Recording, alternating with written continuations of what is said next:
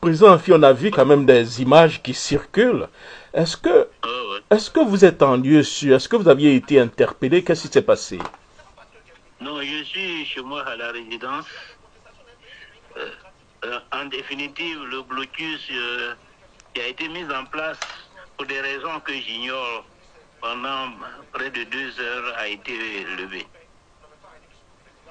Et ils vous ont donné des explications pourquoi il y avait le blocus? Aucune explication.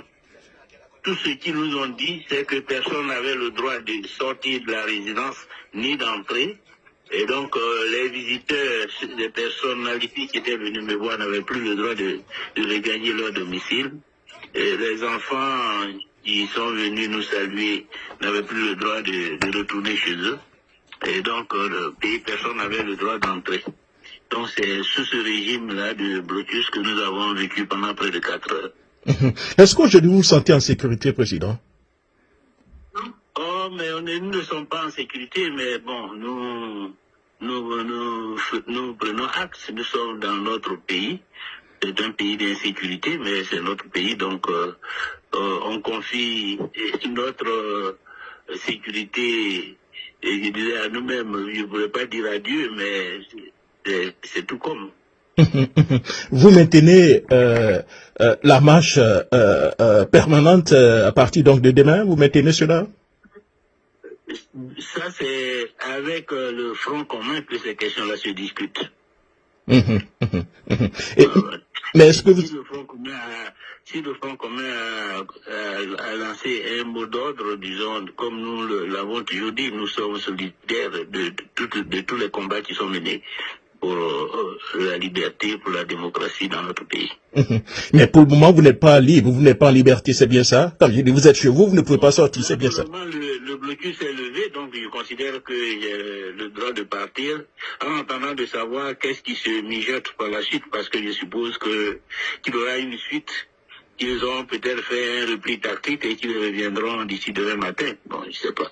Donc pour le moment, nous sommes là libres, mais nous sommes un peu l'épée de Damoclès de l'arrestation pèse sur la tête de tous les Ivoiriens de façon générale et en ce qui nous concerne en particulier. La toute dernière question, quel est le message que vous avez pour les Ivoiriens qui vous écoutent en ce moment? Mais c'est de ne pas avoir peur, de ne pas céder à l'intimidation, ni au découragement, parce que la lutte pour la liberté est une lutte de longue haleine, est une lutte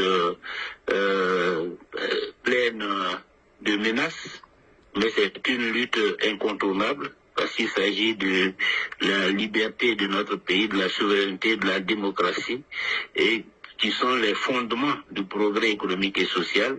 Et donc si nous voulons avoir un grand pays, si nous voulons avoir un pays qui rayonne, qui soit prospère, nous devons savoir que nous avons des sacrifices à faire, notamment le sacrifice de nous battre pour que ce pays-là soit un état de droit, où les droits de tous les Ivoiriens sont respectés, où l'égalité est reconnue, où il n'y a aucun acte de dictature, où la justice est indépendante et où le pouvoir public respecte les droits de l'homme. Ce sont les fondamentaux du progrès. Nous avons besoin de les construire. Et nous le construisons pour nos enfants, pour nos petits-enfants, pour l'avenir de la Côte d'Ivoire. C'est ce que le destin de ce pays nous réserve, notre génération. Et donc, nous ne devons pas faillir, nous ne devons pas trahir, nous devons être à la hauteur des défis. Et donc, le premier élément, c'est de ne pas avoir peur. Le premier élément, c'est de faire preuve de courage pour affronter toutes les adversités. Merci beaucoup, Président Afi, et surtout portez-vous bien.